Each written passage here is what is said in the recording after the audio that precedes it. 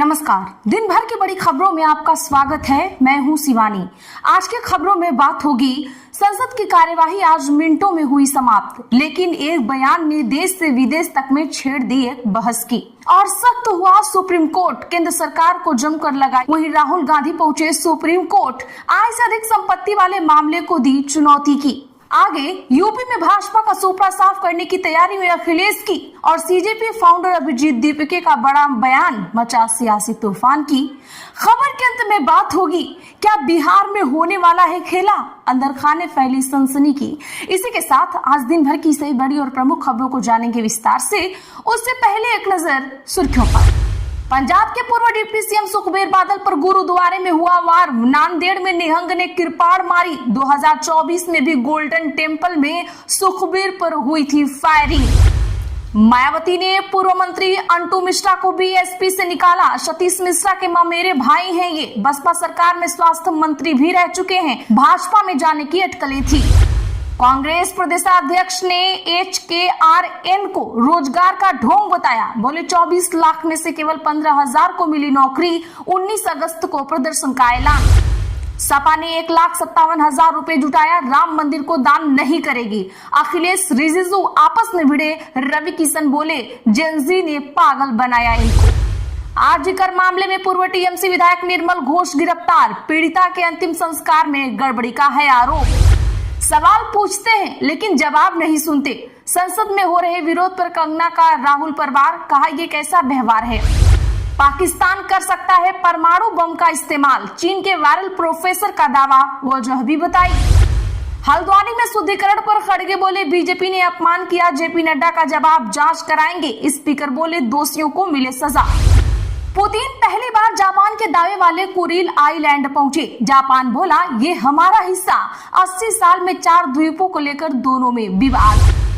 Sensex 114 अंक बढ़कर 78,080 पर हुआ बंद। निफ्टी भी 40 अंक नीचे 24,396 पर आया। बैंकिंग और मेटल शेयर्स में ज्यादा बिकवाली रही। जेल में प्रज्वल रेवन्ना के फोन से 90 पोर्न वीडियो मिले। नई FIR दर्ज। पूर्व प्रधानमंत्री का पोता रेप केस में उम्र कैद की काट रहा है सजा।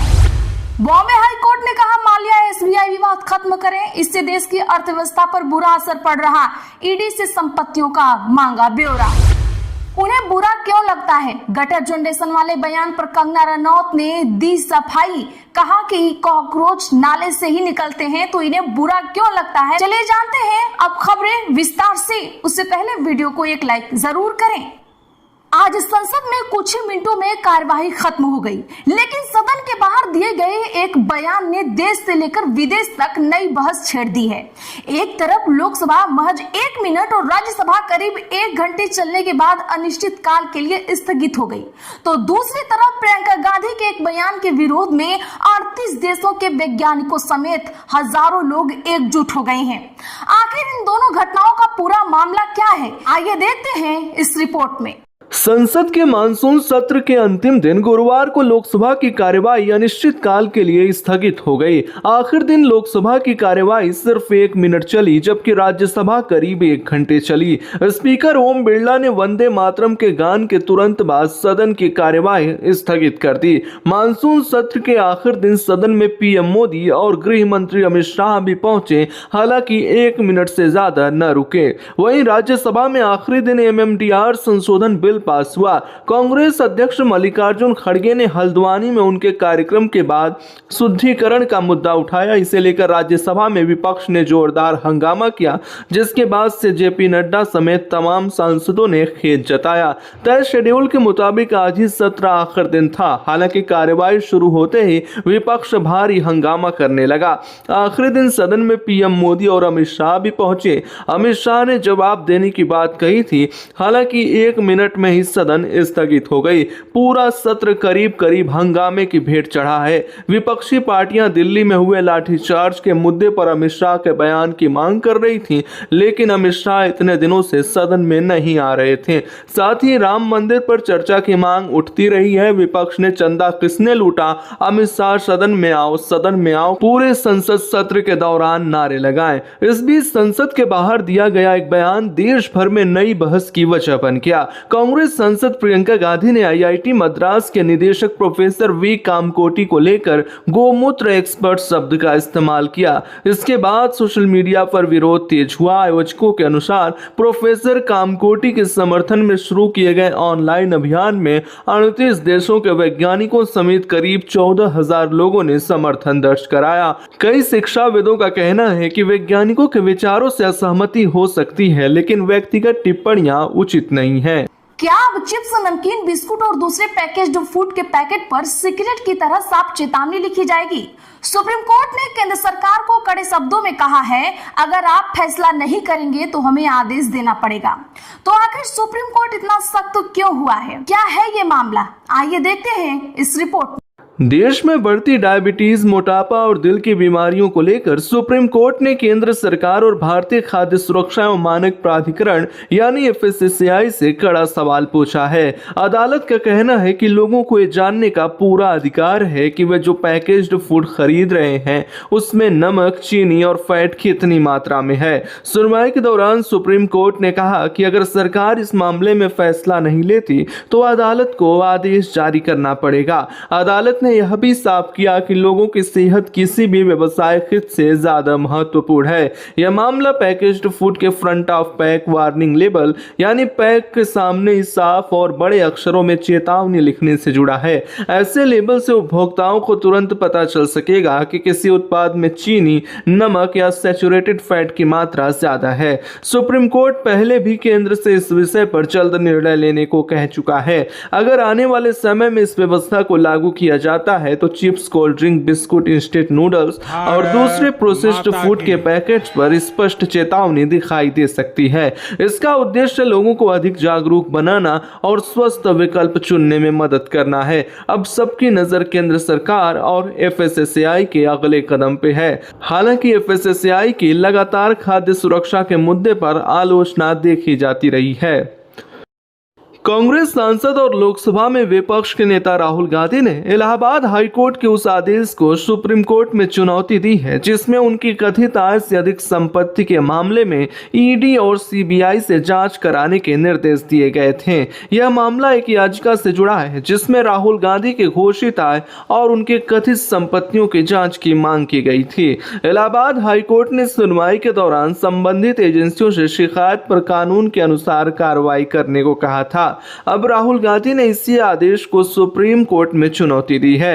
राहुल गांधी की याचिका में कहा गया है कि हाई कोर्ट का आदेश कानून के अनुरूप नहीं है और इसे रद्द किया जाना चाहिए। वहीं इस मामले में अभी कोई अंतिम फैसला नहीं आया है और न ही राहुल गांधी को किसी अपराध का दोषी ठहराया गया है। मामला फिलहाल सुप्रीम कोर्ट में विचाराधीन है। अब सबकी नजर सुप्रीम कोर्ट की अगली सुनवाई पर रहेगी। देखना होगा कि अदालत हाई कोर्ट के आदेश पर रोक लगाती है या जांच की प्रक्रिया को आगे बढ़ाने का फैसला लेती है। इलाहाबाद हाई कोर्ट के एक आदेश के बाद देश की राजनीति में हलचल तेज हो गई है। आय से अधिक संपत्ति के आरोपों से जुड़े मामले में राहुल गांधी अब सीधे सुप्रीम कोर्ट पहुंच गए हैं।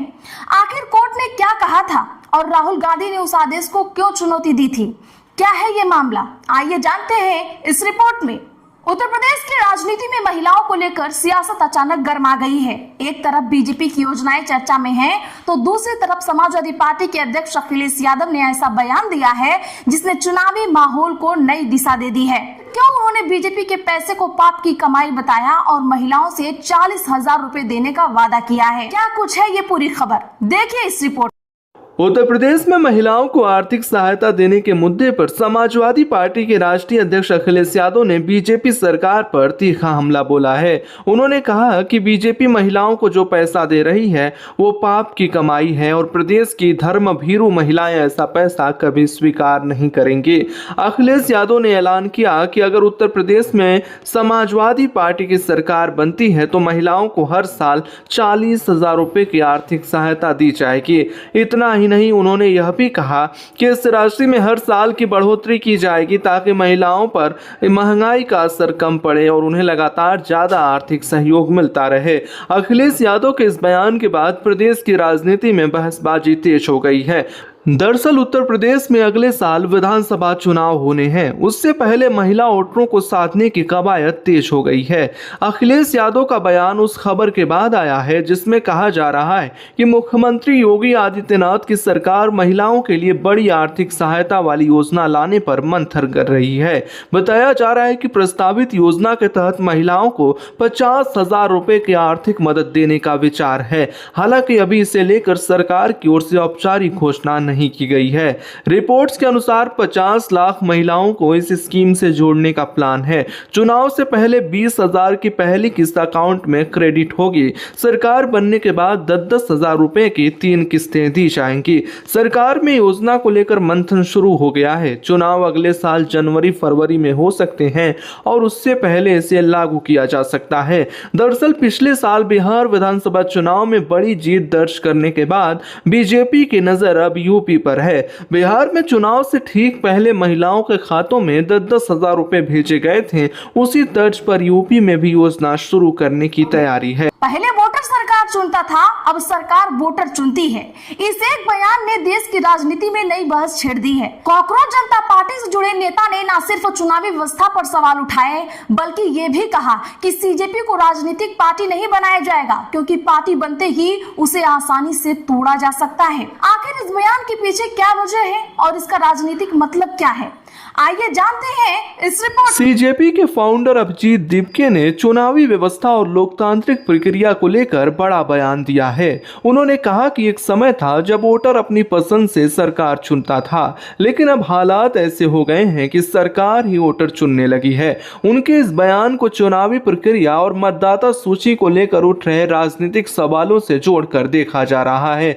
दीपके ने आगे कहा कि सीजेपी यानी कॉकरोच जनता पार्टी फिलहाल राजनीतिक पार्टी नहीं बनेगी। उनका कहना है कि अगर संगठन को पारंपरिक राजनीतिक पार्टी का रूप दे दिया गया तो दूसरी पार्टियों की तरह उसे भी तोड़ना आसान हो जाएगा। इसलिए संगठन को मजबूत करने और लोगों के बीच अपनी पकड़ बढ़ाने पर ज्यादा जोर दिया जाएगा। उन्होंने यह भी कहा कि सीजेपी का उद्देश्य चुनाव लड़ना नहीं बल्कि व्यवस्था में बदलाव लाना है। यही वजह है कि संगठन फिलहाल खुद को एक जन आंदोलन के रूप में आगे बढ़ाना चाहता है, न कि किसी राजनीतिक दल के रूप में। दीपके के इस बयान के बाद राजनीतिक गलियारों में नई चर्चा शुरू हो गई है। चुनावी व्यवस्था, लोकतंत्र और राजनीतिक दलों की कार्यशैली को लेकर एक बार फिर बहस तेज हो गई है। हालांकि उनके इन दावों पर अलग अलग राजनीतिक दलों की अपनी अपनी राय है और इस मुद्दे पर विवाद भी बढ़ सकता है। अब देखने वाली बात होगी कि सीजेपी लोकतंत्र और राजनीतिक व्यवस्था को लेकर किस तरह के बदलाव चाहती है, खासकर वोटिंग को लेकर। संसद का मानसून सत्र खत्म हो गया, लेकिन आखिरी दिन भी राजनीति पूरी तरह से गर्म ही रही। स्पीकर की चाय पार्टी में विपक्ष के कई बड़े नेताओं की गैर मौजूदगी ने नई चर्चा छेड़ दी। आखिर किसने बनाई दूरी और कौन इस कार्यक्रम में शामिल हुआ, आइए जानते हैं इस रिपोर्ट में। संसद के मानसून सत्र के समापन के बाद लोकसभा स्पीकर की ओर से आयोजित पारंपरिक चाय पार्टी में विपक्ष के कई प्रमुख दलों ने हिस्सा नहीं लिया। कांग्रेस, तृणमूल कांग्रेस और समाजवादी पार्टी समेत इंडिया गठबंधन के कई दल इस कार्यक्रम से दूर रहे। हालांकि डीएमके सांसद कनिमोझी इंडिया गठबंधन की ओर से इस चाय पार्टी में शामिल हुई। वहीं दूसरी ओर राज्यसभा के सभापति की ओर से आयोजित अलग चाय पार्टी में कांग्रेस अध्यक्ष मल्लिकार्जुन खड़गे और कांग्रेस संसदीय दल की प्रमुख सोनिया गांधी शामिल हुए। इस घटनाक्रम के बाद राजनीतिक हलकों में कई तरह की चर्चाएं शुरू हो गई हैं। विपक्षी दलों की इस दूरी को लेकर अलग अलग राजनीतिक मायने निकाले जा रहे हैं, जबकि इसे लेकर किसी भी दल की ओर से औपचारिक रूप से कोई बड़ा बयान सामने नहीं आया है। अब देखना होगा कि संसद सत्र खत्म होने के बाद भी क्या सत्ता पक्ष और विपक्ष के बीच ये राजनीतिक दूरी आगे भी बनी रहती है या आने वाले सत्रों में दोनों पक्षों के रिश्तों में कोई बदलाव देखने को मिलता है। तमिलनाडु में एक सरकारी फैसले ने सियासत को फिर गरमा दिया है। वंदे मातरम और तमिल थाई वास्तु को लेकर नई बहस छिड़ गई है। आखिर सरकार ने क्या फैसला लिया है और इस पर विवाद क्यों हो रहा है, क्या कुछ है ये पूरा मामला, आइए जानते हैं इस रिपोर्ट। तमिलनाडु की विजय सरकार ने सरकारी कार्यक्रमों में गाए जाने वाले गीतों के क्रम में बदलाव का फैसला लिया है। नए आदेश के मुताबिक अब सभी सरकारी समारोहों, शैक्षणिक संस्थानों और सार्वजनिक कार्यक्रमों की शुरुआत तमिल थाई वाद्यों यानी तमिलनाडु के राज्य गीत से होगी। इसके बाद वंदे मातरम गाया जाएगा और कार्यक्रम के अंत में राष्ट्रीय गान जन गण मन होगा। सरकार का कहना है कि यह फैसला तमिल भाषा, संस्कृति और राज्य की पहचान को सम्मान देने के उद्देश्य से लिया गया है। वहीं विपक्षी दलों और कुछ संगठनों ने इसे लेकर सवाल उठाए हैं और इसे राजनीतिक फैसला बताया है। इस मुद्दे पर तमिलनाडु की राजनीति में बयानबाजी तेज हो गई है और अलग अलग दल अपनी अपनी दलीलें दे रहे हैं। फिलहाल इस फैसले को लेकर राज्य में राजनीतिक बहस जारी है और यह मुद्दा राष्ट्रीय स्तर पर भी चर्चा का विषय बन गया है। आज के लिए बस इतना ही। ऐसी ही खबरों के लिए चैनल सब्सक्राइब कर ले और बगल में घंटी के निशान को जरूर दबा ले। वीडियो को लाइक और शेयर करना ना भूलें।